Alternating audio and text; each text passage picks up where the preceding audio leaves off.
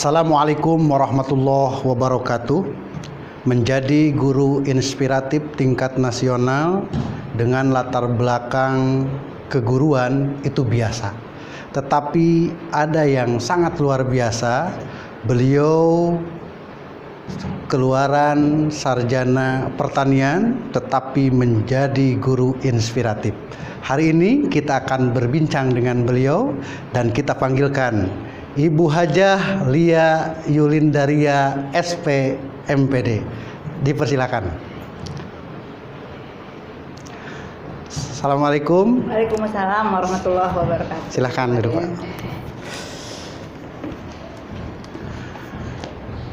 Baik, alhamdulillah pada kesempatan ini telah hadir di studio kami seorang guru inspiratif tingkat nasional yang telah mendapatkan penghargaan dari Presiden Joko Widodo, yang penghargaannya diserahkan oleh Menteri Pendidikan dan Kebudayaan, yaitu Pak Nadiem Makarim. Alhamdulillah Bu, untuk saat ini Ibu menjadi guru atau jadi kepala di mana? Iya, alhamdulillah sampai saat ini saya diamanahi oleh Yayasan Al-Muhajirin menjadi kepala sekolah SD plus 2 Al-Muhajirin di kampus 2 tepatnya Pendidik. Ditambah untuk tahun ini mendapatkan amanah tambahan sebagai kepala sekolah SD plus 3 Al-Muhajirin. Jadi 2 lembaga atau 2 unit di yayasan, SD plus 2 dan SD plus 3.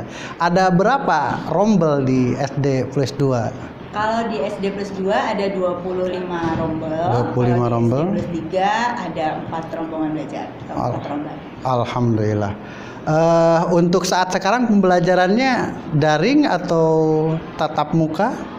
Sementara mengingat memang kondisi di sekitar perumahan, di sekitar sekolah ini cukup riskan untuk diadakan luring, kita membuat sebuah pembelajaran yang blended learning, yaitu daring, tapi juga kita kondisikan ada beberapa saat untuk luring. Untuk luring ya. Dan untuk Ibu ini, dulu S1-nya itu di pertanian ya, di IPB Bogor. Nah, mohon diceritakan mengapa sekarang terjun di dunia pendidikan gitu. Iya, sebetulnya kisah yang sederhana pada dirinya, tapi mudah-mudahan ini bisa membuat semuanya bersemangat bahwa latar belakang pendidikan bukan berarti kita tidak mampu menjadi yang terbaik di bidang yang lain begitu. Jadi awalnya memang terkondisikan dikarenakan suami pindah kerja. Nah, saya waktu itu bekerja di BUMN di Jakarta. Pada saat suami dipindah tugaskan ke Purwakarta, agak sedikit kesulitan untuk mengatur waktu bersama anak dan suami. Sehingga kami putuskan bahwa kami, terutama saya maksudnya, untuk tidak bekerja kembali sebagai karyawan di BUMN tersebut, tetapi berfokus ke anak. Mendidik anak ya. Betul, mendidik anak. Kebetulan tetangga itu ada yang bekerja sebagai guru di Al-Muhajirin dan menawarkan untuk ikut gabung. Betul, menawarkan pekerjaan sebagai guru. Saya pikir guru itu kan bagus ya, pekerjaan yang bagus. Saya ingin banyak belajar juga dari situ. Dan kebetulan gurunya itu memang mengajar IPA.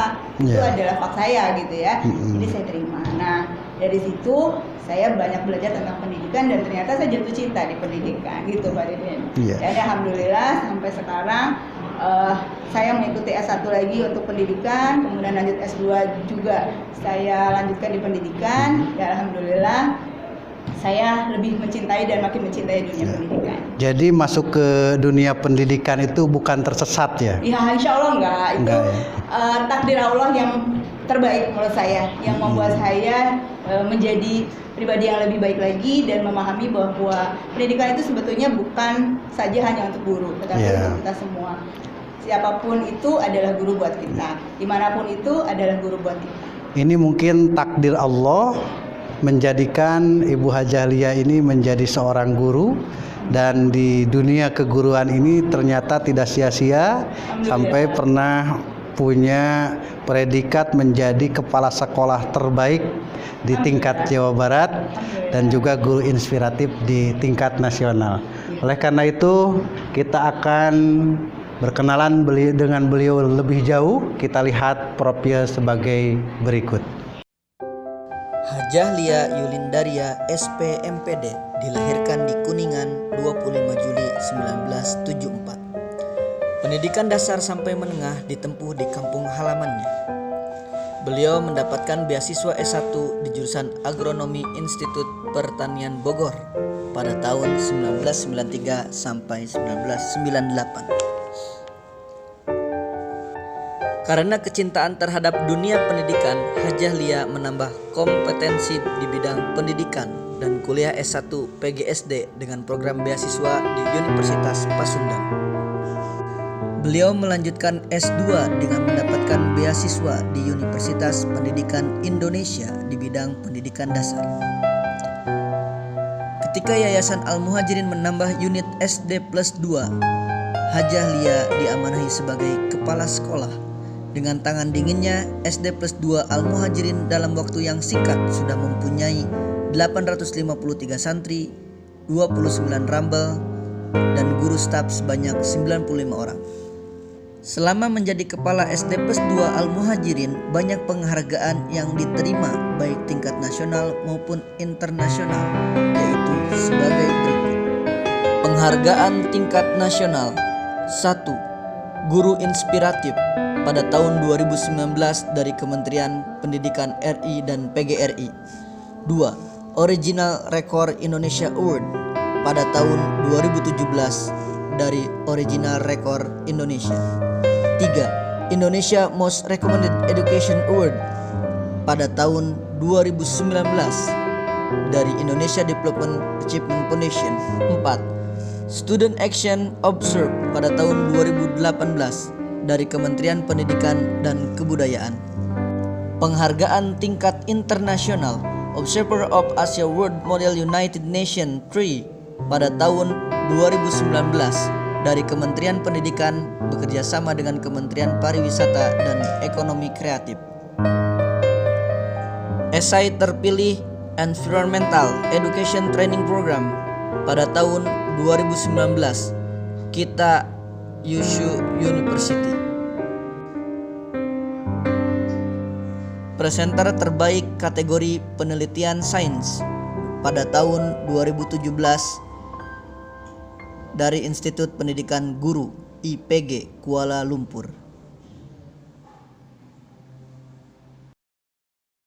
Baik, Bu Hajah Lia, diceritakan katanya selain menjadi guru inspiratif tingkat nasional, juga suka bolak-balik ke luar negeri nih katanya, ke Jepang dan ke tempat yang lain. Dalam rangka apa itu?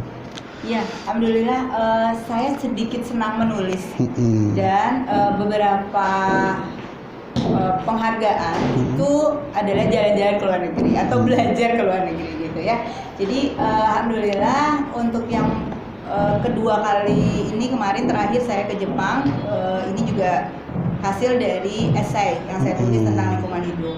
Kemudian juga ada beberapa yang ke Malaysia, itu karena saya menulis tentang pendidikan dan itu disubmit oleh Malaysia dan Singapura, dan saya kebetulan juga alhamdulillah diminta untuk menjadi pemakalah di sana gitu.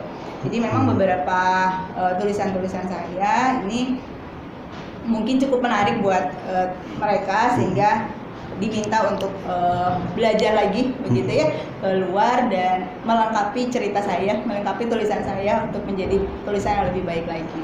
Katanya dari Jepang atau Malaysia juga pernah mendapatkan penghargaan, dalam rangka apa itu? Iya betul. Jadi itu adalah berkah dari tulisan yang saya buat gitu ya. Jadi ke Jepang itu 2 kali, itu semuanya dari hasil tulisan. Nah, kemudian Malaysia dan Singapura juga sama, itu dari tulisan. Ada beberapa juga yang memang keterlibatan saya di lingkungan hidup dengan teman-teman tim di lingkungan hidup, dan ini juga yang membuat semuanya ini terwujud bekerja sama untuk menjadikan Indonesia lebih baik. Maka alhamdulillah ini ada sponsor maka kita diberangkatkan juga ke Jepang. Jadi memang kalau Jepang sudah 3 kali ya. 3 kali ya, luar biasa. Kalau saya lihat di profil Ibu bahwa kuliah S1 di IPB dapat beasiswa, terus juga S1 PGSD juga ada program, terus S2-nya juga itu dapat beasiswa. Nah, itu jenis beasiswa apa yang Ibu dapatkan waktu perkuliahan? Iya, alhamdulillah Allah Maha Baik. Pada saat saya kuliah S1 itu saya mendapatkan beasiswa dari Super Semar dan dari PT Unilever Indonesia. Bahkan sempat ditawarin juga untuk bekerja di PT Unilever. Kemudian untuk S2 sendiri kebetulan saya mendapatkan predikat sebagai kepala sekolah berprestasi tingkat Jawa Barat, dan itu mengangkat akreditasi dari Universitas Pendidikan Indonesia, dan sebagai tanda penghargaannya saya dimasukkan ke dalam program beasiswa unggulan masyarakat berprestasi di Universitas Pendidikan Indonesia. Begitu Mbak Deden. Luar biasa, ini perjalanan di dunia pendidikan. Tadi dikatakan bahwa ini merupakan takdir dari Allah, sehingga walaupun S1-nya di pertanian, tetapi sekarang berada di dunia pendidikan, dan di dunia pendidikan pun beliau bisa menjadi berprestasi.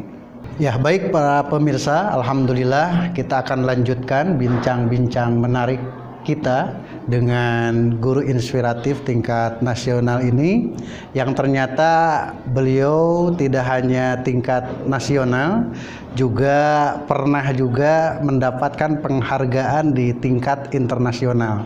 Itu program apa itu yang mendapatkan penghargaan di tingkat internasional?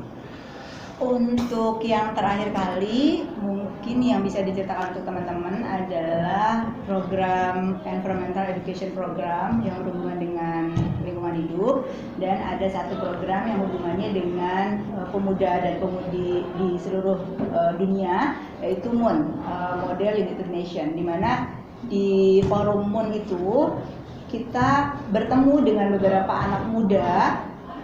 Muda itu level SMA sampai mahasiswa ya. Jadi beberapa anak muda dari seluruh dunia ini berkumpul untuk memberikan kontribusi suaranya dalam berbagai aspek yang sudah diprogram atau sudah dikondisikan untuk dibahas. Nah, mereka membahas versi Amerika seperti apa, versi Jepang seperti apa, versi Indonesia sendiri seperti apa. Nah, mereka membentuk sebuah forum-forum kecil yang di sana membahas atau mendiskusikan beberapa topik-topik yang sedang in di dunia. Jadi kebetulan dipercaya menjadi observernya untuk melihat bagaimana pelaksanaan MUN tersebut terlaksana dengan baik. Gitu. Dan alhamdulillah ini jadi link juga untuk beberapa teman-teman di seluruh dunia juga. Mudah-mudahan bisa bermanfaat buat semua. Selain itu yang tingkat nasional juga ada esai ya, yang tadi membawa Ibu ke Jepang. Itu program apa itu? Ya, itu program lingkungan hidup. Jadi ada sebuah lomba esai yang bekerjasama antara pemerintahan Jepang dengan pemerintahan Indonesia. Pemerintahan Jepang sendiri itu dikoordinasikan dengan kota Kitakyushu ya. Kota Kitakyushu ini adalah sebuah kota terbersih di dunia, dan mereka mengadakan program diklat untuk orang-orang Indonesia yang berminat ke sana. Dan kebetulan untuk hadiah lomba esai ini kita diberangkatkan ke sana untuk mendapatkan diklat seputar lingkungan hidup. Ada bagaimana membersihkan air dari tadinya sampah begitu ya, atau limbah menjadi air bersih, bagaimana pengolahan sampah plastik dari berbagai macam versi plastik di sana sampai menjadi barang-barang yang berguna dan lain-lainnya. Ya, baik, sungguh menarik perjalanan dari Ibu Hajah Lia ini, dan juga ada pertanyaan yang guru inspiratif tingkat nasional itu sesungguhnya inspiratifnya di mana dan di bidang apa? Ya. Jangan dulu dijawab, kita lihat pesan-pesan berikut ini. Cobain dulu nih. Apa? Itu tuh rosan alias roti santri. Roti santri itu kue yang dibuat dari macam-macam bahan pilihan. berkualitas, dan yang pasti enak. Bener nggak? Enak banget. Selain enak, roti santri juga menyediakan berbagai varian rasa dan macam-macamnya, Fat. Bisa buat ngemil, bisa sengaja beli buat tasyakuran, ngopi, dan lain-lain lah. Emangnya beli di mana nih? Nah, buat teman-teman yang mau beli, bisa aja langsung hubungi di 08221 555 9280. Gitu, Pat. Oh, roti santri, roti berkah yang bisa bikin kamu jago ngaji. Ih, apaan sih? Roti santri itu cuma bisa buat bikin kenyang doang. Yaudah, lanjutin ya makan di sana yuk. Ayo.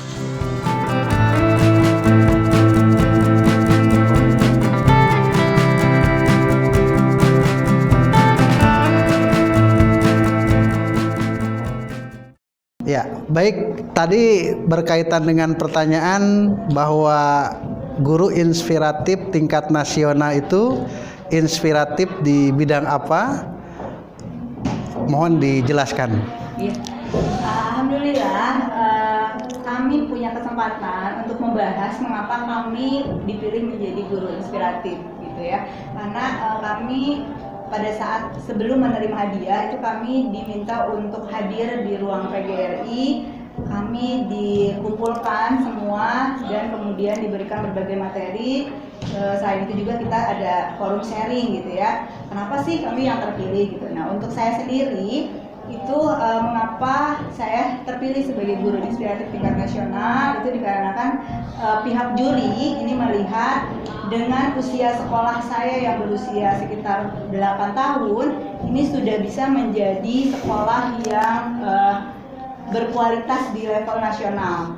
Jadi waktu itu juri melihat dari sisi literasi, kami sudah banyak dari guru-guru siswa termasuk sekolahnya juga yang menjadi perwakilan ke tingkat Jawa Barat maupun ke tingkat nasional. Kemudian dari mutu atau kualitas sekolah kita juga menjadi 40 besar sekolah terbaik di Indonesia melalui lomba sekolah budaya mutu tingkat nasional. Kemudian dari sisi karakter, sekolah kami pun dinilai sudah membuat sebuah program terbaik yang memang ini banyak menumbuhkan karakter-karakter terbaik di anak-anak. Contohnya ada Elastic Character Building dan ada program penguatan ekstrakurikuler sebanyak 29 ekstrakurikuler dan seterusnya.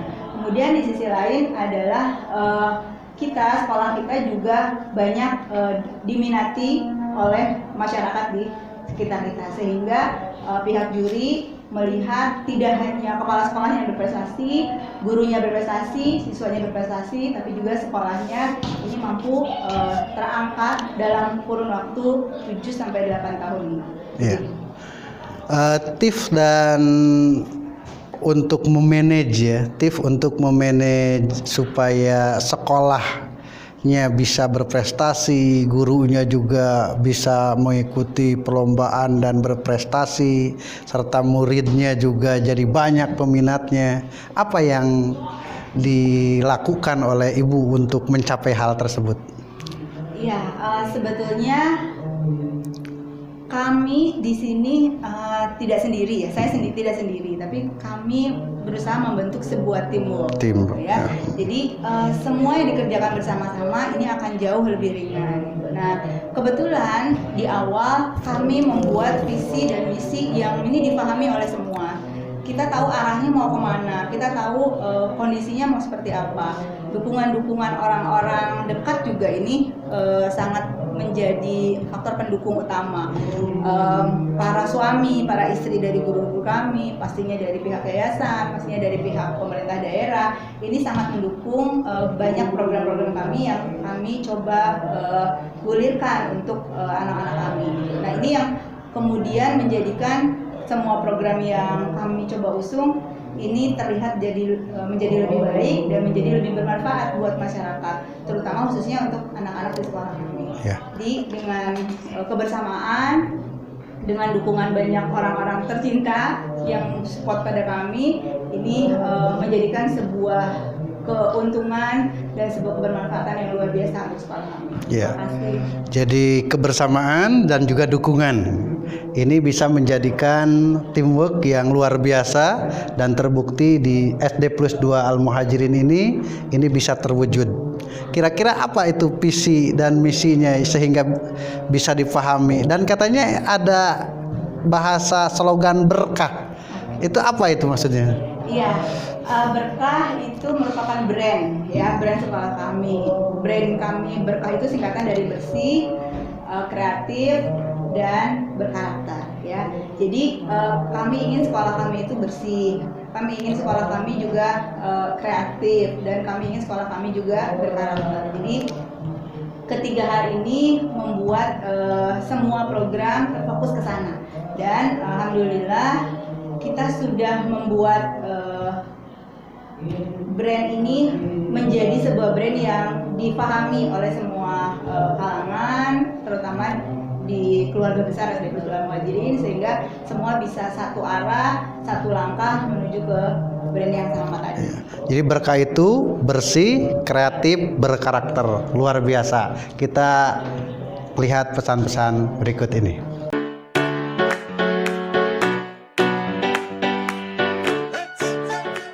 Baik para pemirsa, alhamdulillah kita akan lanjutkan bincang-bincang kali ini, dan memang semakin menarik. Dan di penghujung perbincangan kita akan mendengarkan kira-kira apa yang harus kita lakukan biar pemirsa di rumah juga bisa mengikuti jejak Ibu Hajah Lia ini. Selain berprestasi tingkat nasional, juga banyak terobosan-terobosan baru dalam mengelola, memanage sekolah. Kira-kira apa yang bisa diikuti oleh pemirsa di rumah? Iya, saya yakin semua orang punya potensinya masing-masing, dan saya yakin semua orang juga bisa lebih baik dari saya, insya Allah. Tinggal menunggu waktu saja ya. Tapi paling tidak ada sedikit mungkin dari saya yang ingin saya sampaikan agar kita punya benang merah yang sama, begitu ya. Pada dasarnya sih semua yang kita lakukan, jika kita lakukan dengan cinta dan kesungguhan, ini insya Allah akan membuahkan hasil terbaik. Jadi apapun itu, kerjakan saja, lakukan saja, semangat saja, karena kita tidak pernah tahu kapan Allah akan menaikkan derajat kita. Jangan pernah lupa untuk berdoa, dan jangan pernah lupa untuk minta ridho dari orang-orang yang kita sayangi. Itu saja. Oke. Good luck ya. Jadi kuncinya adalah cinta dan kesungguhan. Lakukan dengan keikhlasan, lakukan dengan cinta dan kesungguhan. Insya Allah apa yang kita inginkan akan terwujud. Demikian perbincangan kita kali ini, mudah-mudahan jadi inspirasi untuk kita semua. Terima kasih kepada Ibu Hajah Lia yang telah menginspirasi kepada kami semua, dan kita tutup dengan Allahul muwaffiq ila aqwamit thoriq. Wassalamualaikum warahmatullahi wabarakatuh.